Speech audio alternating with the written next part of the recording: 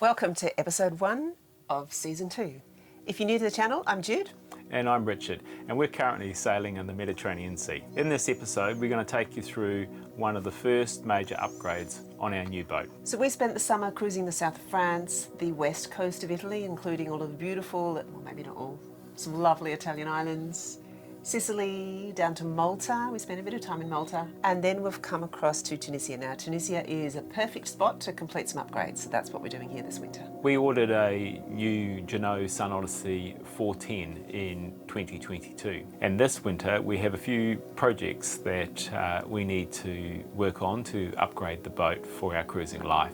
The first of those projects is quite a large one, and I've been planning it since mid-2022, shortly after we placed the order. And that is putting solar panels and larger batteries on the boat. So stick around and we'll take you through the thoughts and our design and installation, the capacity of the batteries, how we've built a new stainless steel arch for the back of the boat, how many solar panels we've put on and how we installed them, and all the other bits and pieces that go around this type of installation, including how we control and monitor the system. So when we ordered the boat, we ordered a standard electrical fit out. Very early, probably within a month, we installed 2 flexible solar panels. They were 175 watts each.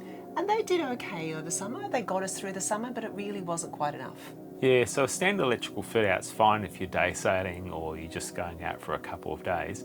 But being liveaboards like we are, it's just not suitable. So we really needed to make some changes. So even before we got the boat, I've been doing a lot of research into what sort of solar and batteries we would need on the boat. When we're at a marina, we're plugged into AC. We have all the power we need. We really don't need the solar and batteries.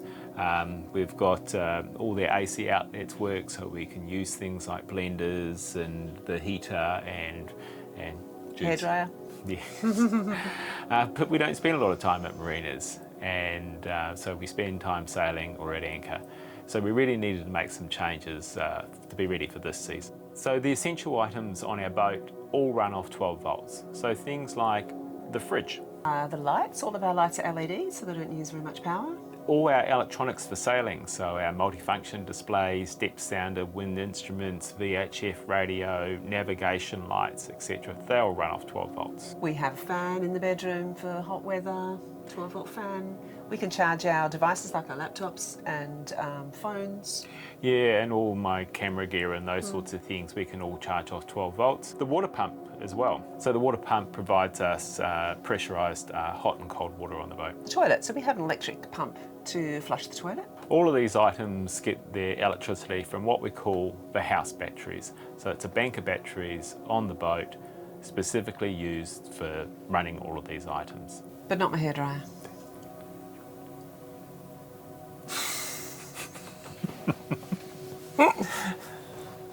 So we have 3 ways to generate electricity on the boat, and obviously the primary source for us while we're at anchor is solar. The other ways that we can generate electricity is alternator on the engine. So when we're running the engine, we're getting power off that engine, and that charges our house batteries as well. Also charges the starter battery. So just like a car, our motor has a starter battery.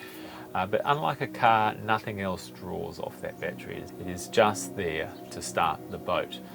Unlike a car, you can't really jump start a boat, so you really want to be quite protective of that battery. Our alternator's 125 amp, so it's a reasonable size alternator. The third way we have is a battery charger, and of course this works off our AC power. So when we're in a marina and we're plugged in, that battery charger will charge again the starter battery and the house battery.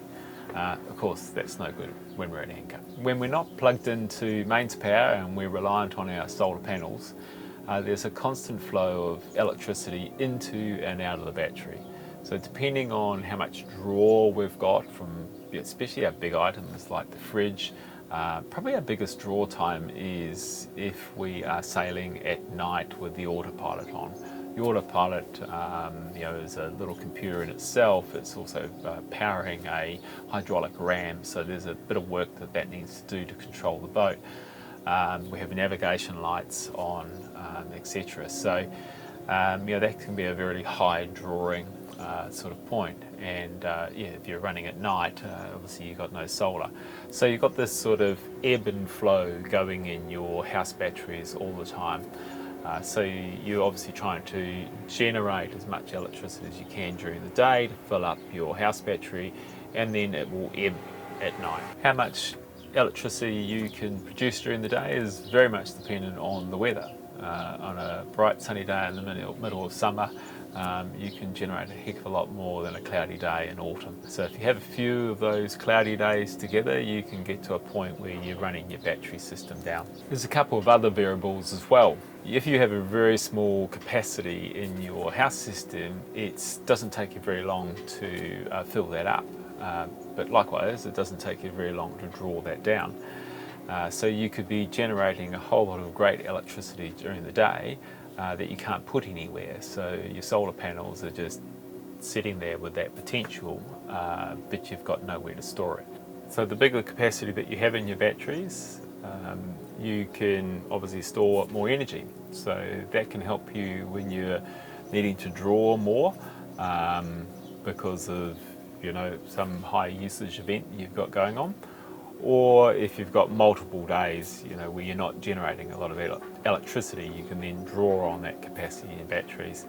Of course, that only works if the average amount that you're producing is greater than the average amount you're consuming over multiple days. Otherwise, that large battery bank is just going to keep working itself down. So putting extra capacity in your house battery bank is not that difficult these days.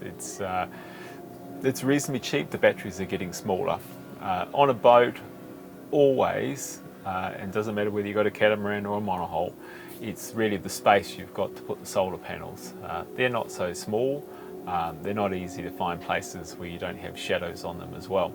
So that really becomes your limiting factor about how much power that you can produce. Obviously there's different ways to generate that electricity, and some people have wind turbines and all sorts of other things they tow behind their boats to try and increase that generation capacity. So what have we done with our batteries?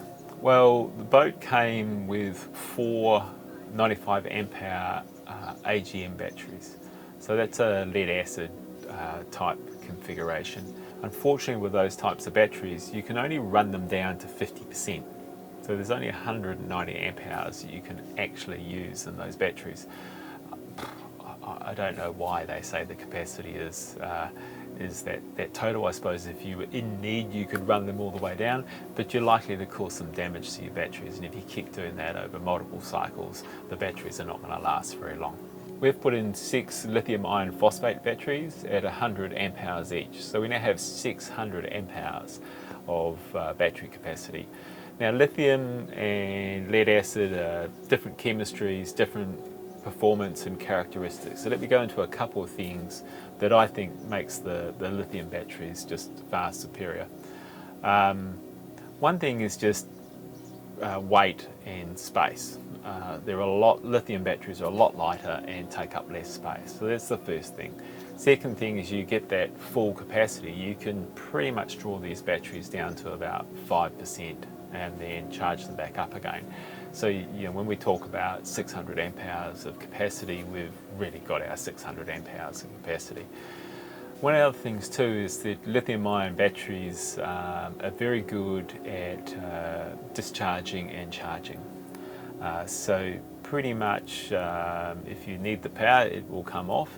If you're generating power on a solar panel or alternator or whatever you're doing, you can push that power into the battery. That's not the case for lead acid chemistry. When they're low state of charge, yes, you can push the power in. Once they get to about an 80% state of charge, then they throttle off, and it takes a long time to get them from 80 to 100. So you can be producing great solar energy, but you just can't stick it into your battery. And when we're talking 80 to 100, that's not 20% of what you can use, that's now 40% of what you can use, because remember, you only get to 50. That's a bit of a compromise with the lead acid batteries, so I was very happy to get rid of them. So I removed the 4 AGM batteries, and they were gratefully received by a fellow cruiser who was looking for some batteries, and put in place the 6 lithium iron phosphate batteries, which actually took up less space. Each of those batteries is wired separately into a 100 amp breaker. I decided to use a 100 amp breaker. The wiring has more capacity, but I wanted to protect the battery over particularly the wiring. The battery has a maximum charge or discharge current of 100 amps, so that's why I chose that.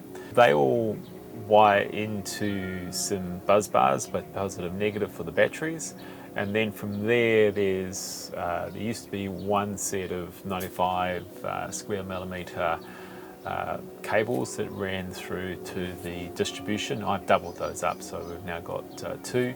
I don't think we would ever need that capacity to draw the current off, but it's there. So that goes into some main distribution bus bars.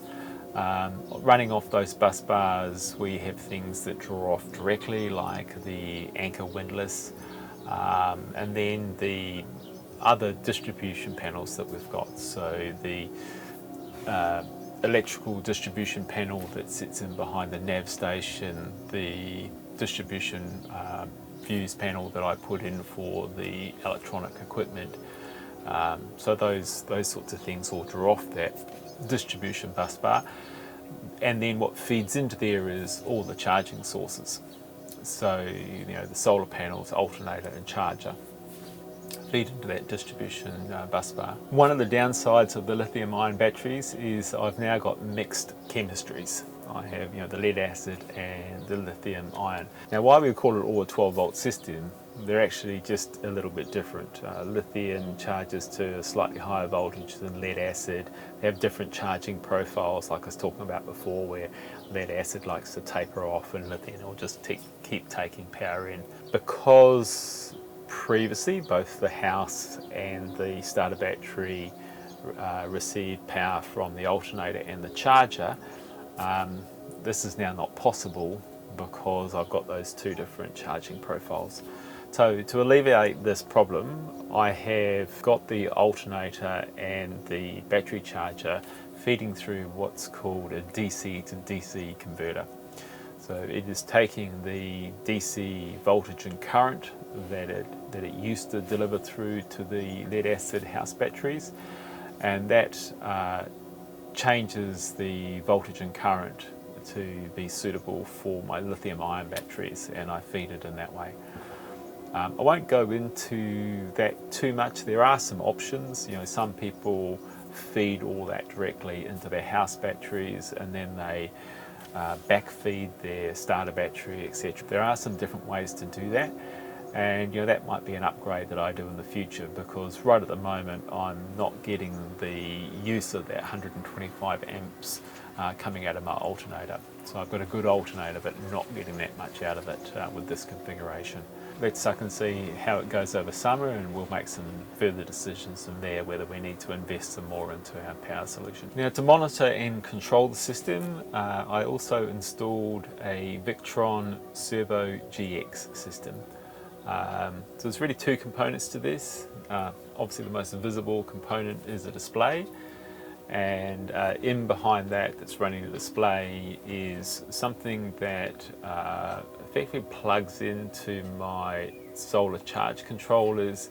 It plugs into that shunt that I mentioned, and so that's recording total power moving in and out of the batteries. Also measure the battery voltage that I've got on the starter battery, etc. So it draws in all of this data and then presents it on a display. It will also monitor your tank levels, etc. So I'll probably use that for the fuel tank going forward, because I can configure it. And it creates all that information into a nice display. Obviously you can Bluetooth from your phone as well. So it has some nice features. So you can see the inflow and outflow of the power as things turn on. You can see how much current, how many watts you're using, and what's generating that energy. When we arrived in Monastir, one of the first things that I did was make contact with one of the stainless steel fabricators. He was actually working just down the dock from us on another boat.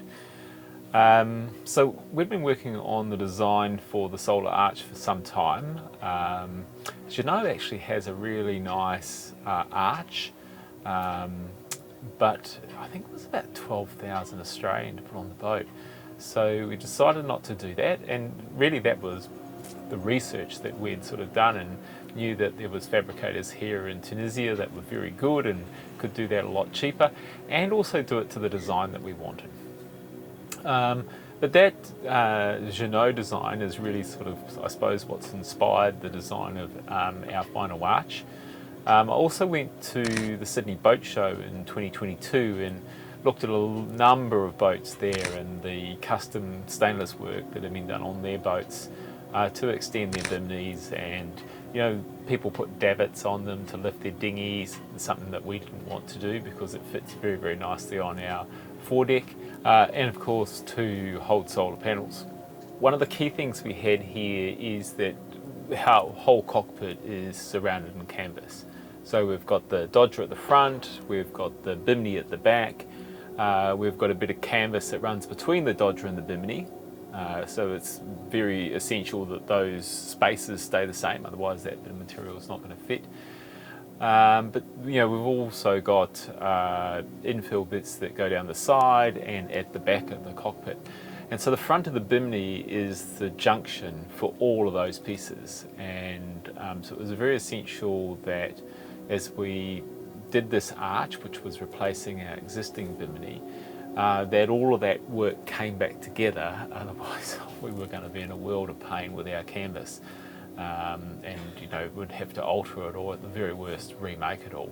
So Sabra and his team were actually superb, working with me and quite patient to get all that exactly as we wanted. The first stage of the process was for Sabra and his team just to come and measure up and take angles, and obviously tape measure, but to get all the angles they actually use PVC pipe.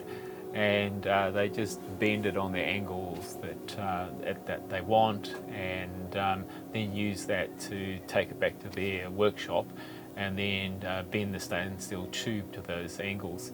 So they pre-made all those pieces with the angles, and then they came to the boat to tack weld it together. And again, because we wanted to make sure we had that bimney in the right place with the canvas, it was really important that they did this tack welding on the boat so that we could guarantee that the arches in the end were in the right position, height and fore and aft, to support the canvas. So once they'd finished the tack welding, they took the arch away and they finished off the welding in their workshop. So they had to put in some more braces, etc., around the arch system, and then sort of grind and polish up the arch. And then came the day to fit the arch. So they brought it back to the boat, and it was a great job. Fitted no problem at all. They used sealant to attach the arch onto the boat, and the big stainless steel bolts that through the transom and on the gunnels, which reused the anchor points that it already had for the push bits. I reinforced the transom with some, probably about 10-12 mil fiberglass panels that I'd actually reuse from where I cut out the area for the multifunction display. So those have been reinforced because there's a bit more weight now sitting on those areas. So there's probably about an inch of fiberglass that goes through. To give easy access, there's a couple of, I'm hesitant to call them hatches because it makes it sound like they're easy to open, but they really are an access hatch, but it is sticker flexed into place. So I had to take those off, and then that gave us easy access into the back of the boat for them to put the arch on. Once we had got the arch on, then they cut up the old push bits and welded those on around the arch as well and fitted them round. And so, effectively the back end of the boat and those push bits look very much like the original push bits, which is the look that I was after. We reused the arch from the front of the bimini. We had to just adjust its width a little bit, and that's now sitting up there, and end result is that I think we've pretty much got it perfectly in place. One could argue it could be a centimetre or two one way or another, but the canvas fits, which is wonderful. But we also then decided on another option as well, and that was to run a solid stainless steel line. So we replaced our lifelines from our push bits up to our midship gangway gates, and so that actually looks superb. It would be nice to do it all the way to the bow actually, but it's a nice little safety factor when you're getting out of the cockpit and starting heading your way forward. You've got those solid rails, but also just things like with the SUP that we had hanging on the side all summer, we've now got some really good solid rails to put it on. So all up, because I know you'll be wanting price, all up it cost 9,000 dinar for the arch and another 2,500 dinar for the rails on the side. So a dinar is 2 dinars is 1 Aussie dollar, 3 dinars is a euro. So for the arch about 4,500 Australian, or about 3,000 euro. So 1,200 Aussie dollars for the rails down the side. Superb job, superbly finished. The finishing of the welds is, I'm sorry Jeanneau, but it's better than the factory finish. I don't think there's any difference in the strength or anything like that, but just the look is it's a beautiful job. So now we've got the arch up in place, we needed to actually alter the bimini. What was a bimini with 2 hoops has now effectively become a bimini with 3 hoops. So it was about 400 mil longer. So unfortunately Jude was still in Australia, and she is the sewer, but my mum did teach me to sew, so I extended the bimini. So I cut some of the pre-existing parts on the bimini that attached it off and extended out the fabric, and then reattached those pieces, had to adjust them to fit around the parts of the new arch, etc. Looks good, it's nice and taut. And then Jude arrived home just in time to put some holes in the bimini, which is where the brackets go to attach the solar panels. So effectively each solar panel has got 4 U brackets and that attach the solar panel, and we've managed to fit those brackets underneath the zips that attach the bimini, so from down below here you can't see anything. The back hoop of the stainless steel arch has 2 holes cut into it on the underside, and that's where we run the cabling from the solar panels. So it works quite nicely because the cabling from the solar panels comes down through the holes in the bimini that we made for the brackets. They go through these holes into the tube at the back of the arch, and they run down that tube and then through the transom where the arch attaches. So we can run all the cabling without it being seen. We've also run some cabling up as well. We're just in the process of attaching a LED light to the back of the bimini as well.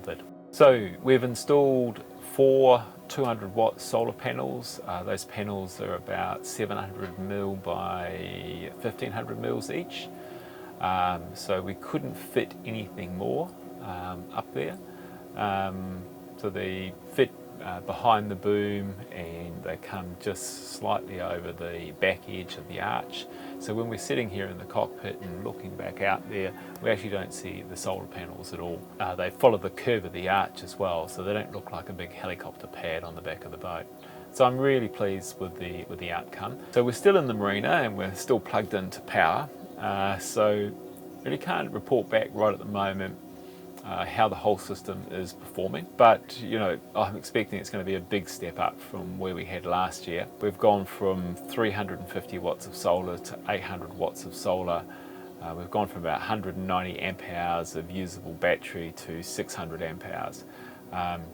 So you know, I expect, you know, we should be okay. We were sort of just keeping up last year. I think this year will be good.